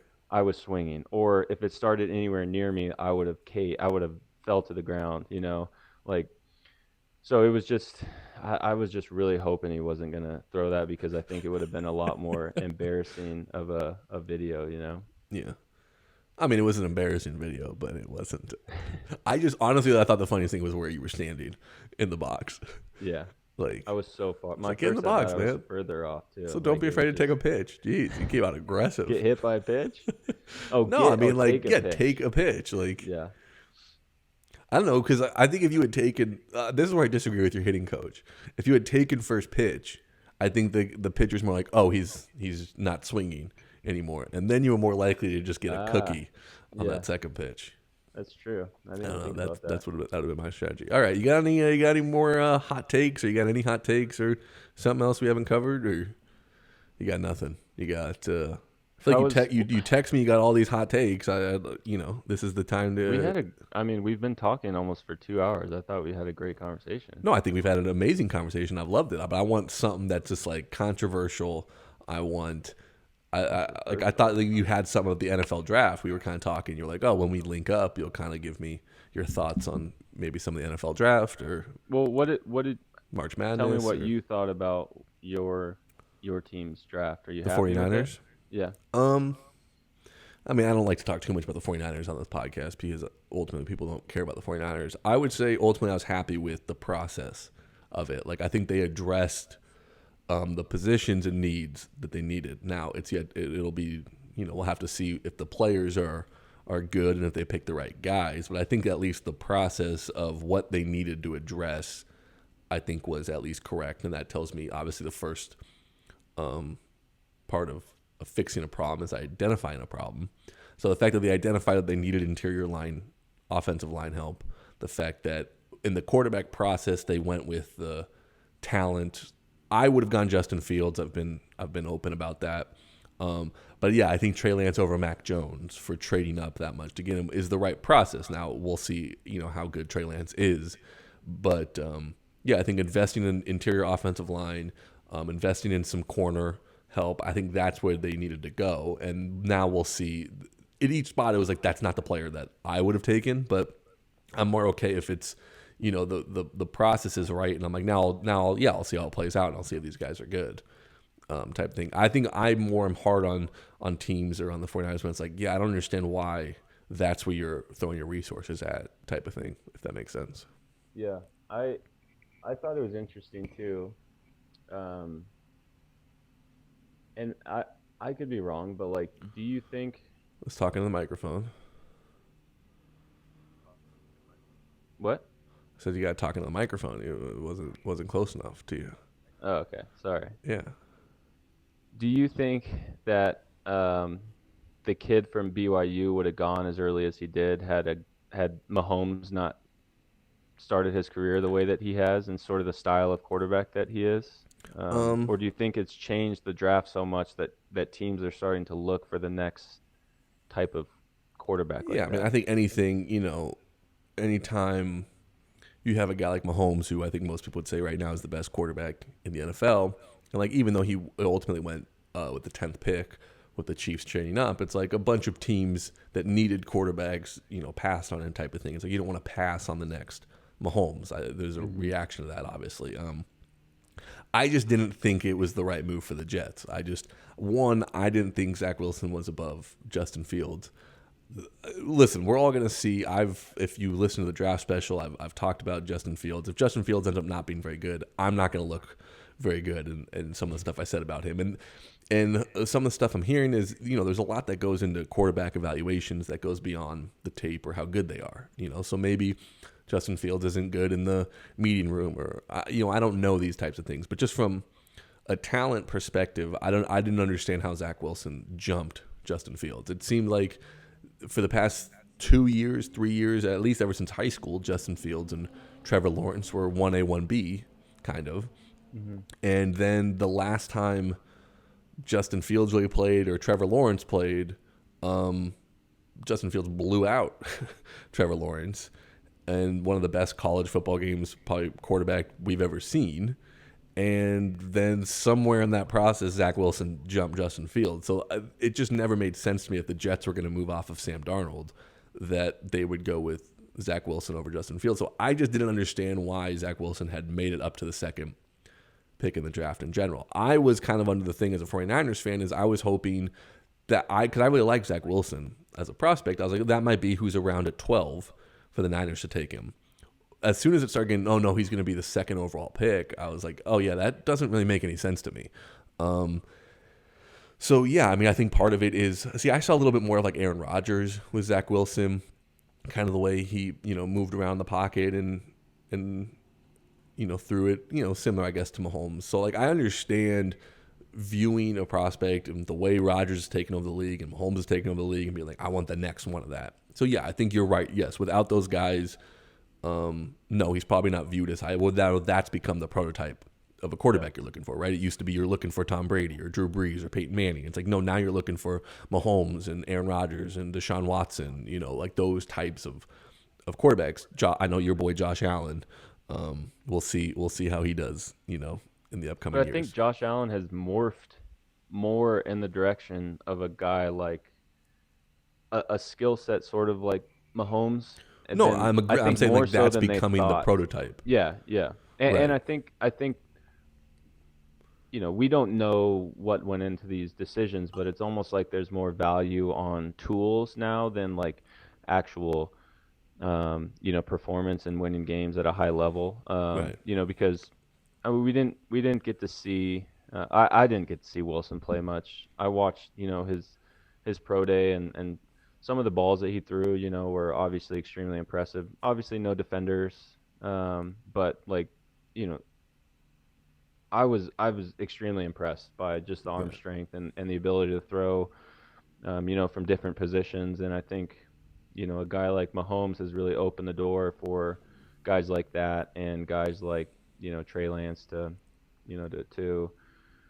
climb their way up a draft board despite, not going to an Alabama or a Clemson or one of these big schools and winning championships, and I just think it's going to be extremely interesting moving forward because from tape, and this is somebody who's a nerd that watches a lot of tape of all these guys, I for the life of me cannot figure out how Zach Wilson and Trey Lance were above Justin Fields from a tape perspective.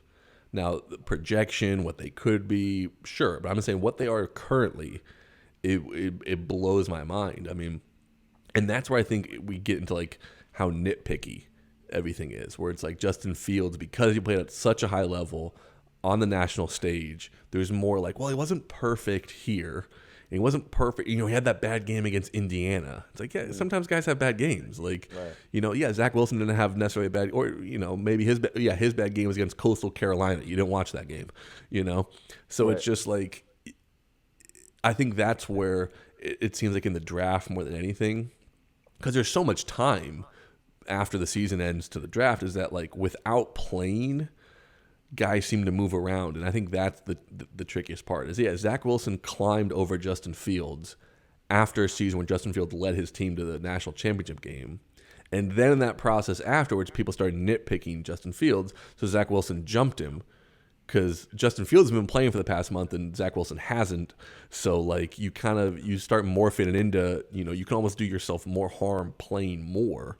I think that's ultimately why some people are now starting to sit out the bowl games, on top of the injury concerns. Like, I don't need more tape seems to be detrimental. Yeah. It's like more things instead of more. It used to be, I think, more things to, look at and scout. Now it's more things to nitpick and to be like, well, he doesn't do this or he doesn't do that, type of thing. So I think ultimately that's kind of what happened with the quarterbacks. We'll see. We'll see. So much of it is where you go. So much of it is intangibles outside of your skill set. So not being able to talk or meet with any of these guys, I can't know that. But that was just interesting to me that somehow Justin Fields fell to the fourth quarterback drafted over two guys that I would consider are very raw. Both have elite physical skill set that you could see the ceiling of where they could get to, but extremely raw.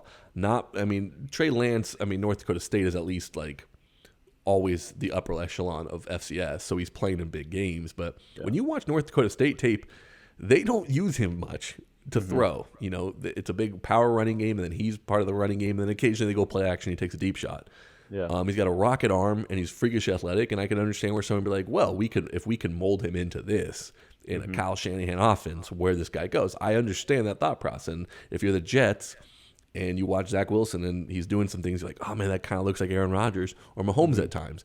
There's obviously the aspect of playing at BYU. He has not played in this type of setting ever. We don't know what he's going to be. But if he's this, obviously we've hit a home run. I understand that thought process. But no, I think you're right. I think ultimately, yes, I think every league becomes a copycat league.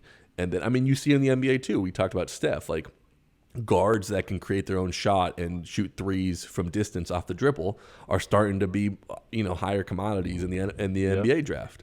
Those guys used to always kind of fall a little bit. It's like, yeah, all they can really do is score and shoot. It's like, oh, now if you can kind of, space out the floor a little bit. And I think the thing ultimately Steph has done, I know getting off the NFL draft here, but the thing that Steph has done in talking about copycat league is shooting off the dribble from three. Like that kind of became his, where like, you had the Ray Allens and the Reggie Millers and, great shooters, whereas like he can create his own 3-point shot from anywhere on the court. And then that started becoming a more popular thing teams are looking for is, I think in any league you're looking for copycat.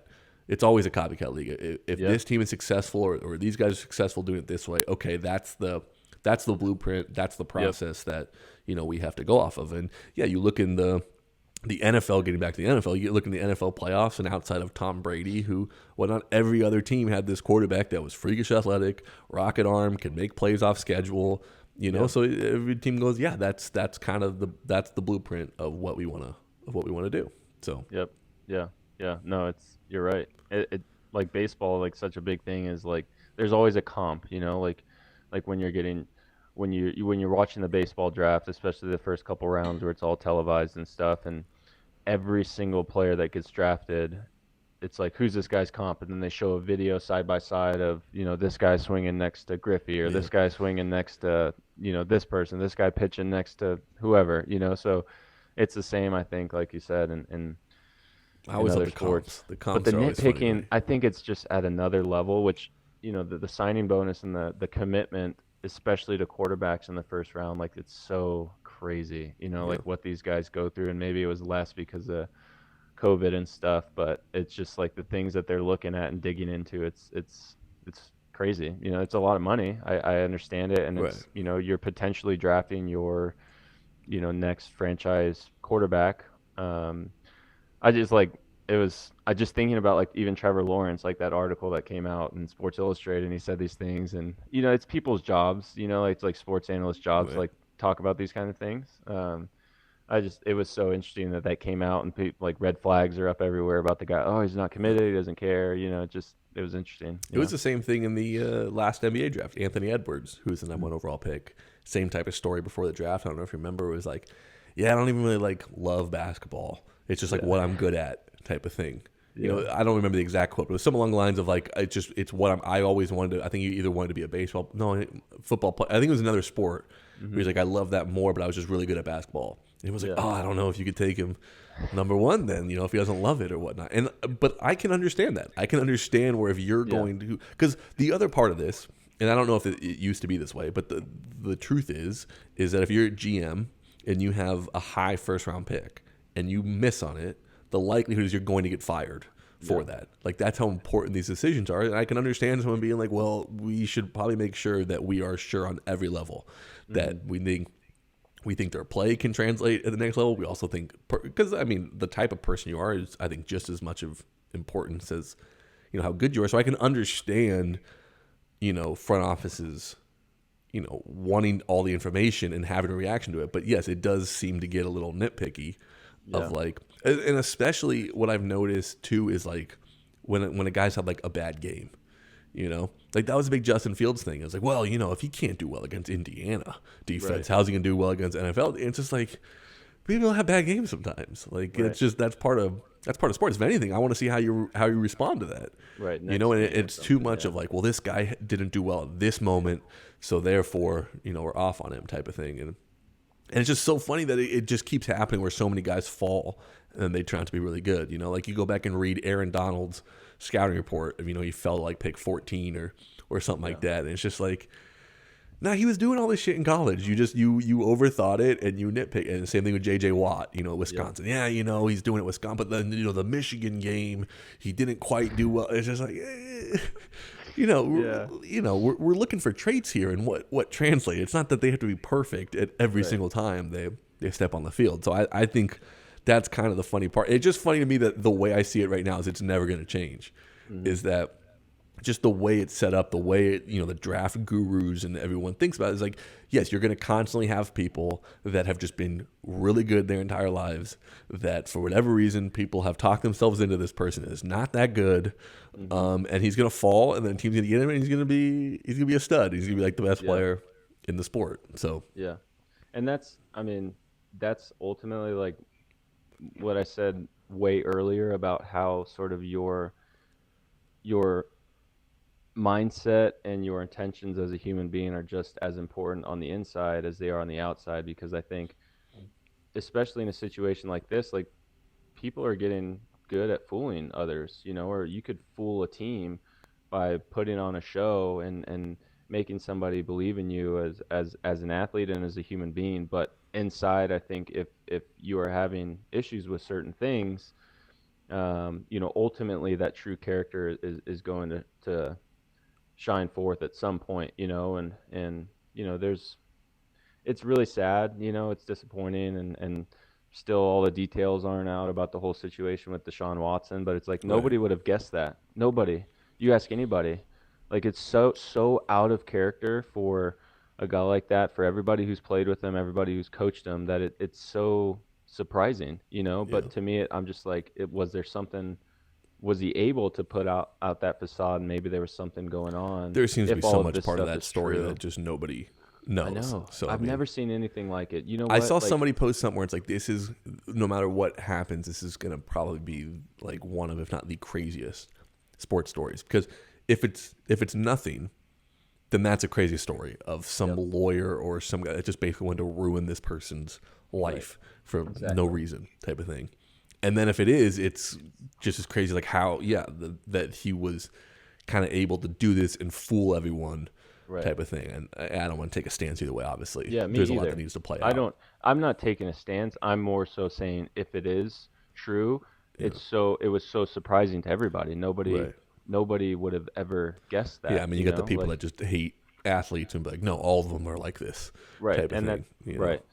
And it's just this is every famous celebrity. Yeah, so they just do whatever the fuck they want to do, and they have sex with whoever they want to have sex with, whether they want it or not, type of thing. Like, there are people that just feel that way. So, and I do think it's weird that he has so many masseuses. Like, it's weird. And that's I mean, it's just the whole thing is crazy. And I think, as I think what makes it the craziest thing is he was very committed to not playing for this team ever again. And it almost seems the timing as if all of this, the timing of it, the lawyer that's representing him is friends with the owner or the neighbor of the owner. There's a lot of parts where it's like, this is just a weird story. Yep. So can I say that there is switching? We're gonna end this pretty soon here, but I just got a breaking news I wanted to get your take on. Okay. Is the Jacksonville Jaguars signed Tim Tebow? So I wanted to get your take on that, to be tight end. What's funny is that my high school football coach was the director of ops at Florida when Tebow was there and when Meyer was there and when they won, and like everything that my high school football coach wanted me to do, the way he wanted me to hold the football, everything, he kept going to Tebow. Like, Tebow was like we're talking about blueprints, like he thought Tebow was and he, like from that, I obviously understood that, like, how good of a relationship Tebow had with him and with the coaches, and obviously with Urban, who's back with Jacksonville. So I think that's probably why it's not very surprising to me, I guess, is it's more just that the guy seems to keep getting jobs. Yeah. Just because of who he is, without really, and we're talking about in sports, he seems to be, anytime a guy gets a job, that means you're taking a job away from somebody else. Yeah. And when we talk about the baseball thing, when we talk about now this, my first take is just always, I don't know Tim Tebow. Maybe he's a nice guy. I don't know. It's just like, it's become kind of like a circus show almost. And to me, my heart is always in the place of, I feel bad for the guy that now is going to get cut or now doesn't get a spot either with the Mets when he was playing baseball, or the guy that didn't get a big league camp invite because of Tim Tebow, and now the guy in the Jacksonville Jaguars who's been busting his ass to be a tight end, now a guy who's never been a tight end in his life is going to come and take a spot because you're Tim Tebow and Urban Meyer, and we can put that together and sell tickets and whatnot. And maybe Tim Tebow is a really good tight end. I don't know. But I think my thing is always like, it's ridiculous that he seems to be just getting these jobs just because of who he is. Yeah. And I don't know. It just seems weird to me. But yeah, I think he's probably in the space that he should have maybe tried a few years ago. I think there were some teams that were like, hey, just move to this position. That's the thing is, this was like 7 or 8 years ago, and he was like, I'm not doing it. Right. You know, when we talk about, you know, having consequences for decision, most people are like, oh, I missed my opportunity. It's like, no, I'll get opportunities as long as I want them, type of thing. I don't know. Man. Maybe he's a good guy. I don't know. But he is. You know what? I'll tell you a quick story about him. Okay. You've met him? Played. We played against each other in AAA. He was in Syracuse. I was in Rochester. There was a kid who was singing our national anthem, a special needs kid who I knew through the Challenger Baseball League in Rochester. And this kid came up to me like 2 weeks before the Syracuse Mets were coming into town, and this kid was telling me, you know, about how much he loved Tim Tebow. He was his favorite player. He really wanted to meet him. He was singing the national anthem, you know, that night when we were playing Syracuse, and if there was any way for them to meet. And I said, I don't know, buddy. Like, I'll see what I can do or whatever. So I talked to Tim, just like they were where the batting cage was at our stadium. They had to pass by us while we were playing catch. And so I was playing catch. He was walking by and stopped and just told him the situation, that the kid was singing the national anthem, and that maybe after it'd be really cool if you came and met the kid and took a couple pictures or whatever. So I'm standing next to the kid, or around the kid's family while he's singing the national anthem. And then after the national anthem, you know, without me even really having to remind him or anything, Tebow came running over, gave the kid a big hug, like took pictures with him, like made this kid's day. Like it was really cool to see. And like I said, there's more, to life than just one instance like that. I don't know the guy either, but from what I've heard from guys that have played with him, and then obviously seeing something like that, I haven't heard anything but good things. But I understand the other side of it too. No, that's a great story, and it sounds like that was a really nice thing. I don't know if that qualifies you to be a tight end in the NFL, but no, you're right.